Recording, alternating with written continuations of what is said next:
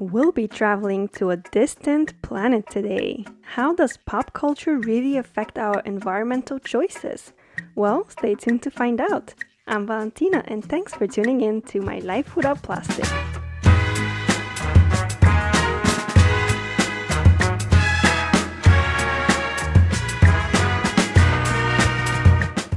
Well, hello everyone. This week's episode is coming at you a little bit late, but me being the Mean Girls fan I am, I had to post on October 3rd.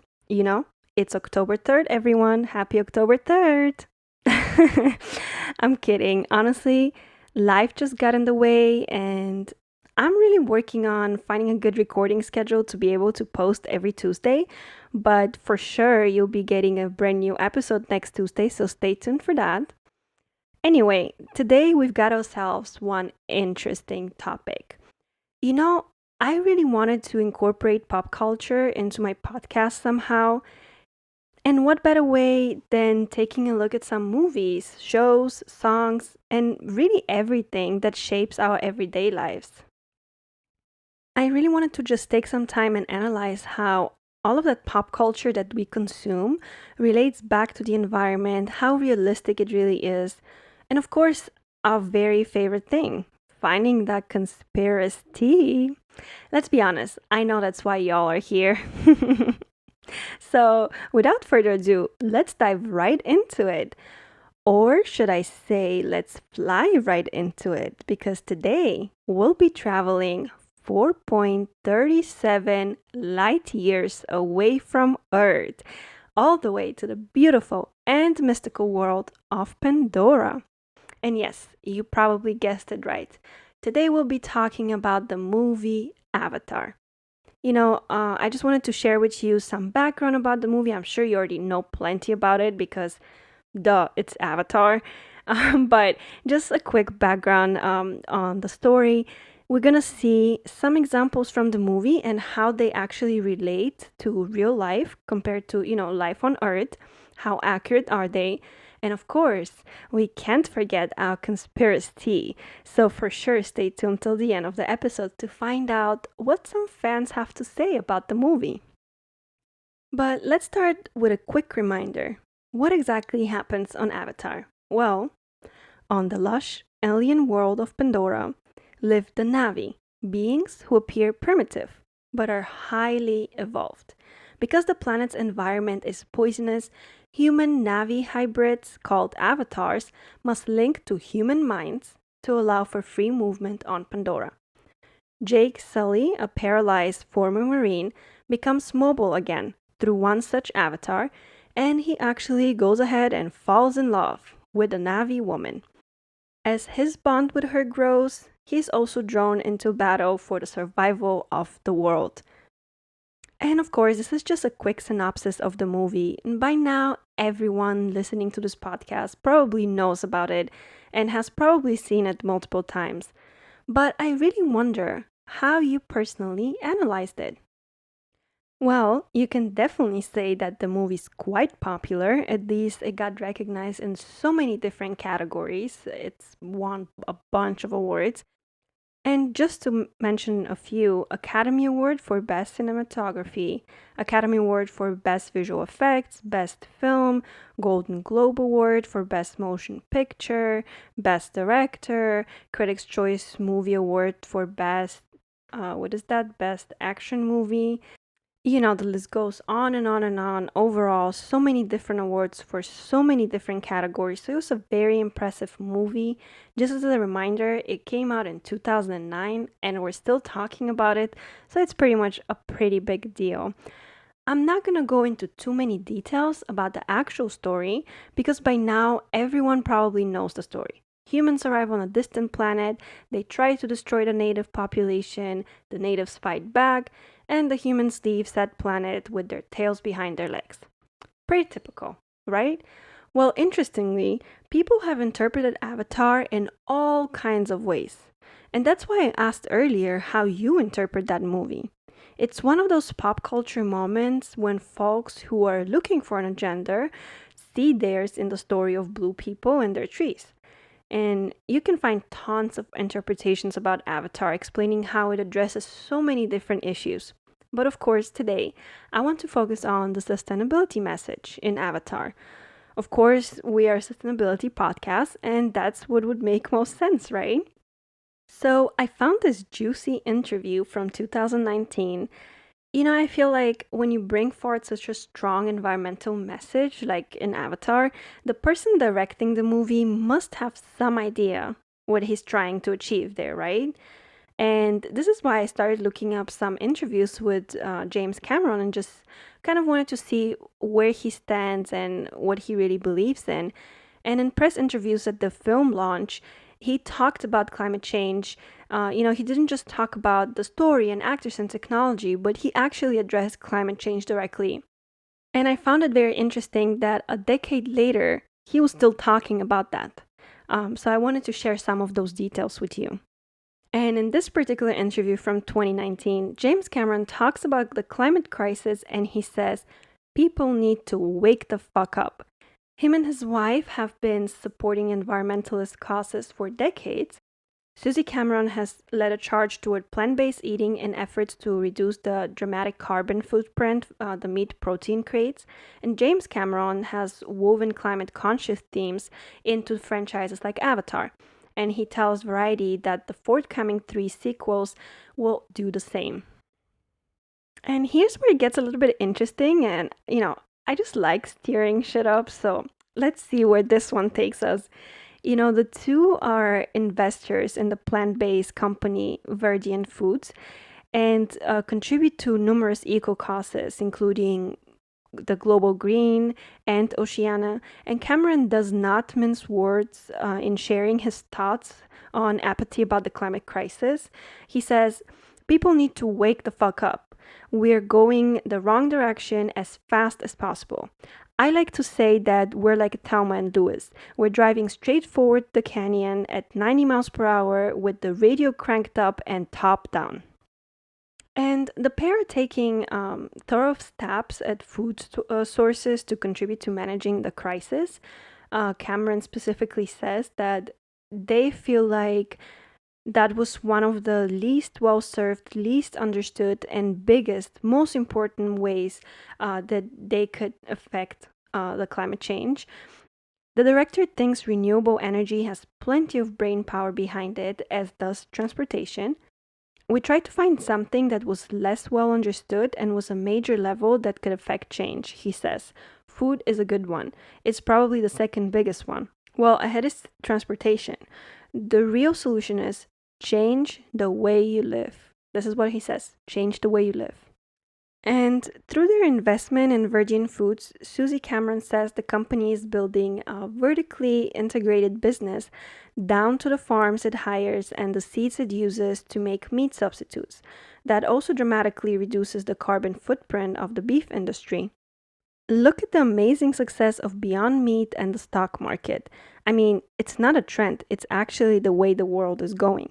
If you look at what the beef industry is investing in and what the dairy industry is investing in, they're investing in plant-based milk and cheeses and yogurt and meat products, she says.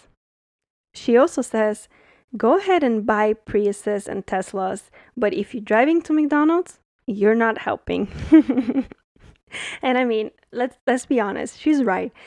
Everything we do has consequences, and even if we try to be a little bit better in one area, but continue with bad habits in another area, we have to question ourselves how big our impacts are.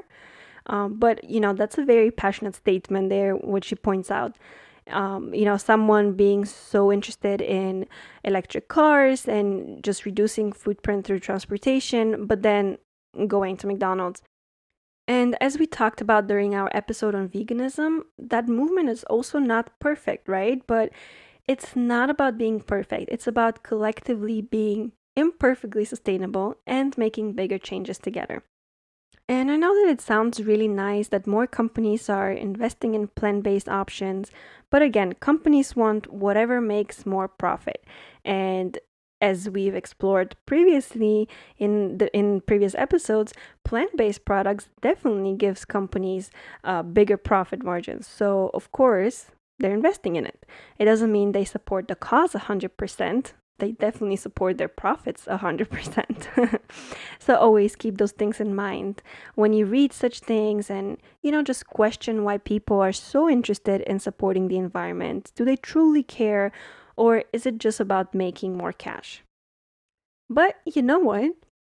We can question why celebrities or companies get behind a cause and if it's their true intention or not.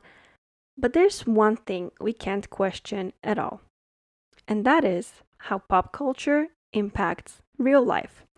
The enormous popularity of Avatar just shows the power of popular culture and how it can change opinions and behaviors in a very subtle and probably also subconscious way. For example, how many of you first learned about the Holocaust from reading The Diary of Anne Frank in high school, for example? Or maybe the first time you truly understood the implication of energy choices after seeing An Inconvenient Truth? And by the way, later in the month, we've got a great episode on energy coming up. We, I mean, we, yes, we meaning I, the podcast host, I, the cameraman, I, the copywriter and editor, I, the director and producer. We all have a great energy episode coming up, so stay tuned for that. But back to my thought. For all the media and messages coming out of, any climate change conference worldwide, I can't imagine that they have the same impression on the public as a movie such as Avatar. And it's the classic, and to some also infuriating truth, but it is a truth that popular culture is just that, popular. And the amazing visuals and compelling storytelling of Avatar is helping a whole new generation learn some important lessons about sustainability. And, you don't have to believe me. You just have to ask yourself, had that been a documentary, or had that been a report published by scientists or some politicians, would it have had the same impact? And I really don't think so. I really think that the way Avatar was presented, the story behind it, the amazing, again, the amazing visuals, everything just combined into this unique message. And the movie came out about 11 years ago now. So there's an entire generation that in 11 years has developed a deep connection with the world around them. And, this generation has learned to be just a little more thoughtful about how their actions impact the greater world. And some are not exactly sure where or when they develop those beliefs. We are that generation. Pop culture has such a great impact on our everyday life without us even realizing it. It's a very powerful tool that can be used to change patterns and behaviors. And I personally think that pop culture is even more powerful than listening to scientists and politicians share just another message. I mean, think about it. We don't tend to trust politicians in specific, but also scientists, because you always have to do your research on who really pays those scientists. Do they have an agenda? Are they truly unbiased? But I feel like when we look at pop culture, we tend to forget about those concerns. We tend to overlook if anyone would benefit from promoting certain ideas through pop culture. And, we don't really question if a movie is biased, if a song is biased. We just take it for what it is, and it somehow impacts us. I think that it's definitely something to think about, because everything we consume, all the information we receive, was chosen by someone to be shared with us. And we always have to take everything with a little bit of a grain of salt, and just critically look at it and see how true is it? What exactly is the message behind the message they're trying to send? Well, I think we've been talking for a while. How about we take a quick break? So today I wanted to share with you a product, but also kind of a concept, if that makes sense. And I wanted to just talk briefly about plastic straws. When we talk about movies, we go to the movies, we eat popcorn, we drink Coke or whatever other soda you choose. obviously plastic straws involved. But not just the movies, I feel like plastic straws are a big part of our lives. And the problem is that plastic straws are not really biodegradable. They cannot be broken down naturally by bacteria and other decomposers into non-toxic materials. And most plastic straws simply break into even smaller particles, releasing chemicals into the soil, air, water, and those chemicals are harmful to animals, plants, people, and of course, the environment. So for today's episode, I wanted to make a suggestion to ditch plastic straws. I know that's nothing new. I'm sure you've heard it. But maybe you're wondering how. How can you do it easily? Well, my preferred alternative is the metal straw. I personally think that it's convenient to carry it around. Whenever I go out, I just make sure to tell the waiter not to bring any straws, and usually people admire me for that. I've gotten lots of cute little messages from waiters before, just for making an effort to ditch single-use plastic. And if you just don't want to spend any money or like invest in anything new, there's also another way of doing it. You can always just refuse the straw, just refuse it altogether, drink straight from the cup. It's your choice. All right, let's get back to the topic. So, I thought it would be a great idea to just take a look at some examples from the movie and compare them to what's actually happening on Earth in real life. Cameron said that while Avatar doesn't strive to provide factual information applicable to Earth's environmental struggles, the movie does succeed in kind of provoking an emotional response that can be used to propel people into action. And the trick he added was to entice audiences into the theater with what he called eye candy and then present a story that might shock viewers out of their environmental denial and motivate them to work for change. So the first thing I wanted to point out that is, I think, the most obvious thing about the movie is really the relationship to nature. Clearly, the Na'vi embrace the interconnectedness of themselves and their physical environment and are keenly aware of their impact of their actions on the world in which they live in. And one could consider both of these messages as core to sustainability mindset.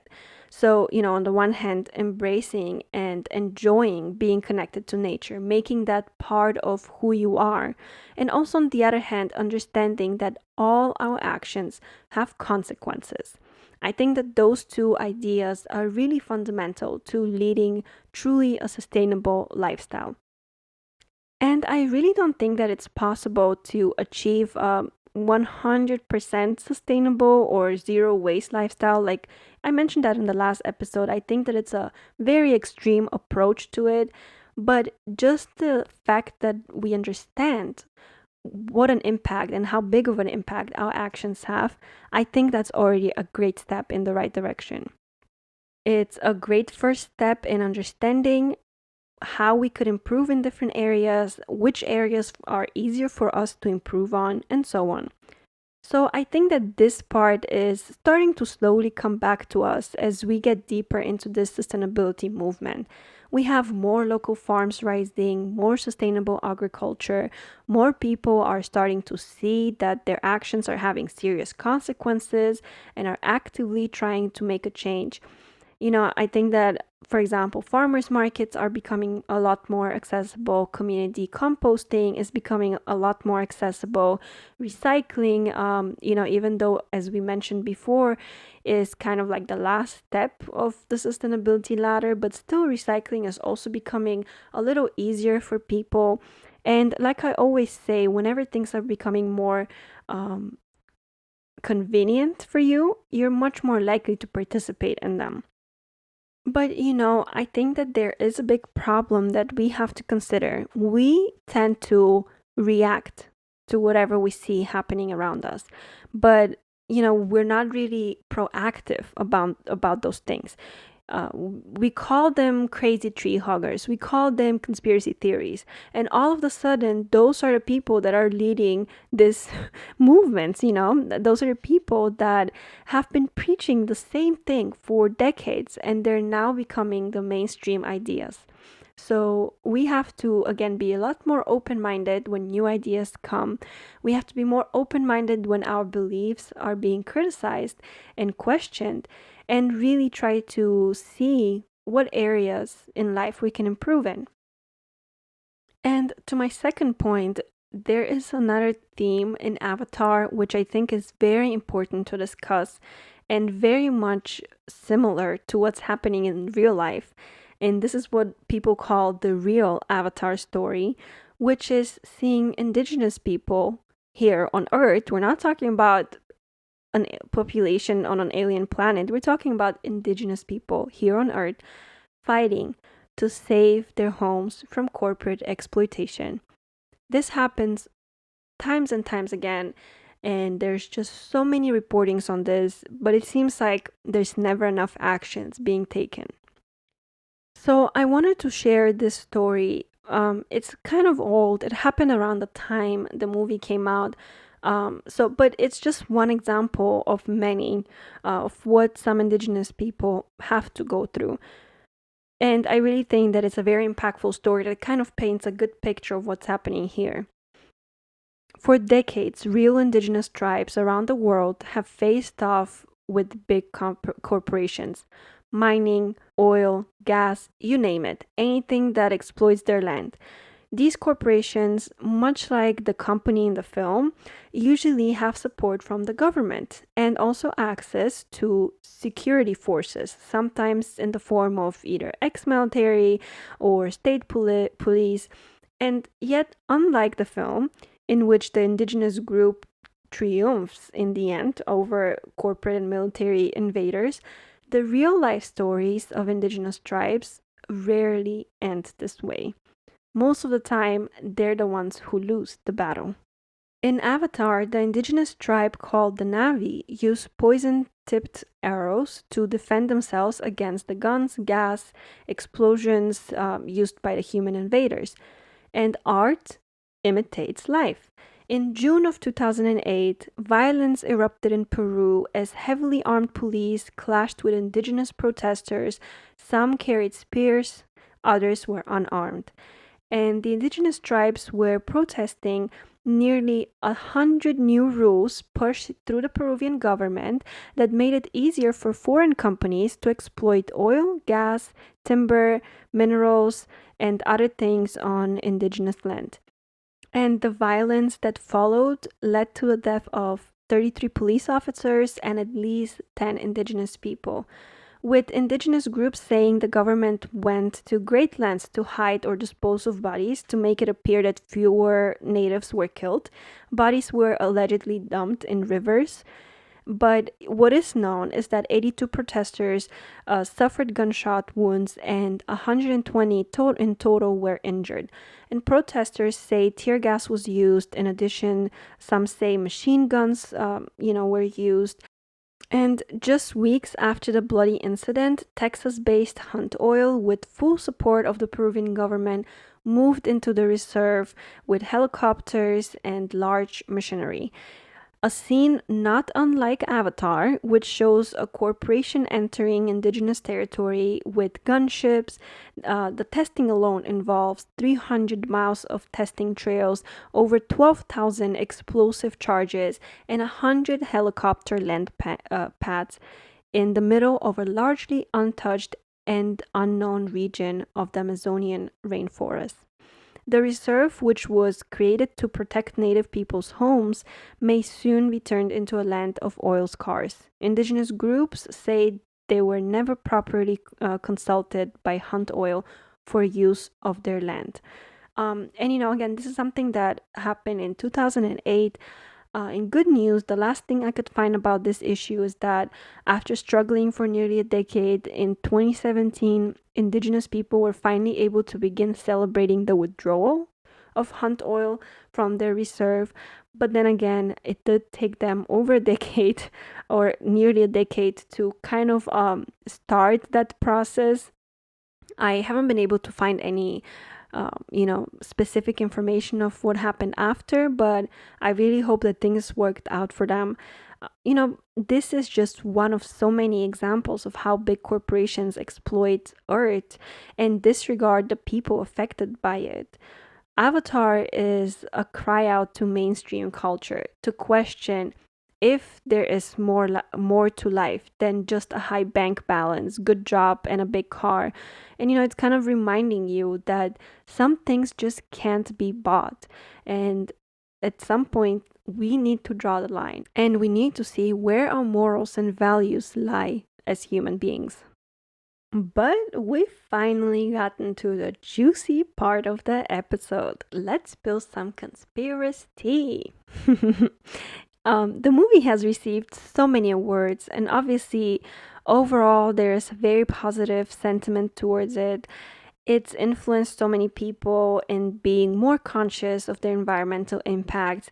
It's definitely brought more attention to so many issues, not just the way we treat nature, but also the way we treat the indigenous tribes around the world, um, any way that we exploit our homes, right? Because this planet, Earth, is our home.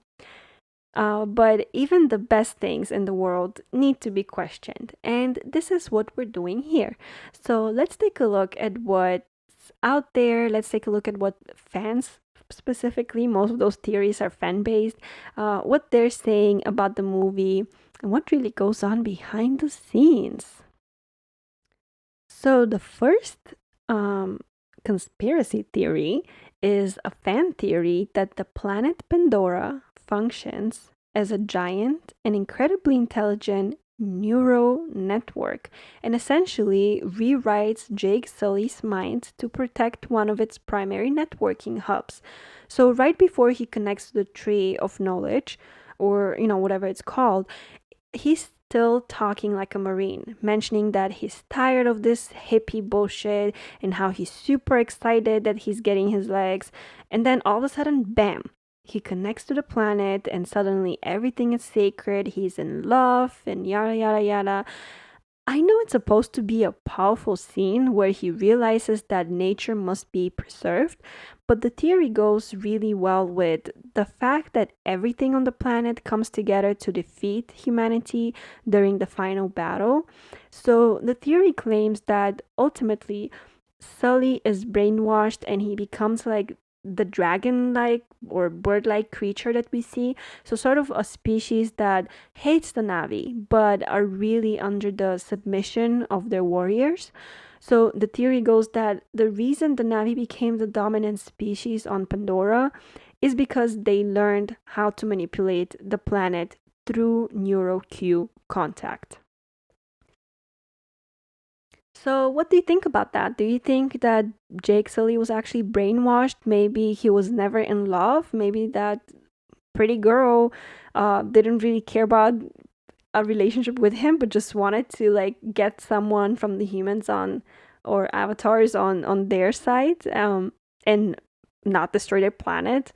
I mean, technically, that would be a valid argument to manipulate someone into big, getting to your on your side so that his kind doesn't destroy your home. So I don't know. I feel like this could have some truth to it. But let's see what else is out there. Well, the second theory claims that the Navi themselves were genetically engineered. Pretty much every other species besides the Navi that we see populating Pandora in the original Avatar film has 6 legs. And the Navi only have 2 legs, suggesting they're not really Pandora natives, or at least they don't have 100% Pandora native DNA. And the RDA infiltrated the Navi when they first arrived on Pandora by putting human soldiers inside Navi bodies to create human Navi hybrids as part of the Avatar program.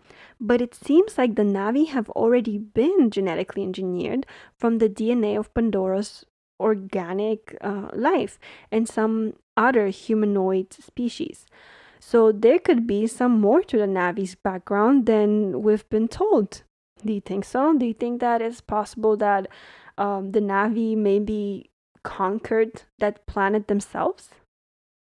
So far, I think those two theories are pretty strong. Like, what if the Navi actually conquered the planet? And what if they're using the planet's resources? Like, they understand how the planet works, how nature there works, and they're using it for their advantage to be the dominant species. I think that there's something behind that. I think it's not like completely impossible. But there's one more theory I have right here. And I think this one's getting a little bit scary. So the theory says that humanity will die on Earth. Of course, they're talking about the movie, not us humans here right now. So the whole reason for the humans' arrival on Pandora is in the Avatar movie is that humanity needs this material called unobtainium or something like that. So basically, we need that to survive. And in the hypothetical future of Avatar, the human race has used up all of Earth's natural resources and is on the brink of extinction. So this is not far from the truth, like we are already on the way of running out of essential natural resources. And this is something that we've been talking about for several years now. And this is why so many people have been so passionate about teaching and spreading more awareness about sustainability and just being more mindful of what resources we use up here on Earth. Because the truth is that they are not endless. There is an end to them. And if we don't use them smartly, this end will be rather sooner than later, right? The whole problem there is also that we're going to see implications much sooner than when we run out of them, right? Like, it's not like one day we're going to run out of natural resources and then implications would start. No, prices will rise way ahead of time. As soon as things start becoming more rare to find, prices will rise. And not only that, but we could see nations starting to fight again for resources. I mean, history repeats itself, right? So overall, a very negative outcome is projected for the humanity in the movie Avatar, but not so far from the truth here on Earth, right? If we don't take care of our behaviors and habits, it's not that far from the truth. So let's just hope that this last theory is not something that will happen. But again, hope is good and all, but hope doesn't get the job done. It's really up to us to just start making some changes. As James Cameron says, wake the fuck up. Well, this is all for today, folks. I hope you enjoyed this episode and that it made you think a little bit more about your individual impact. And like I always say, there are always multiple truths to a story. So overall, I believe Avatar had a great impact in the way people started seeing the environment again. It is not so much hippie to care about the environment anymore. It's becoming more and more the norm, which I'm genuinely happy about. And we still have a very long way to go. But I think that as long as all of us realize that we don't have to be perfect about our approach, we just genuinely need to care a little more. And we also need to open our eyes. We need to be ready to be questioned and also to question our own decisions. And regardless of what we choose to do, we will always have some sort of impact that's unavoidable, right? But we have the power to decide how serious that impact will be to our planet, to our community, to our home. So, folks, wake the fuck up. Make sure to tune into the next episode when we'll be looking at the good news from September. We've talked plenty about bad things in the past couple of weeks, so I think it's good to look at the bright side again, see what's going on around the world. Remember, today is October 3rd, so go watch some Mean Girls and maybe see if your life has been subconsciously impacted by that movie as well. Well, see y'all next Tuesday. Bye!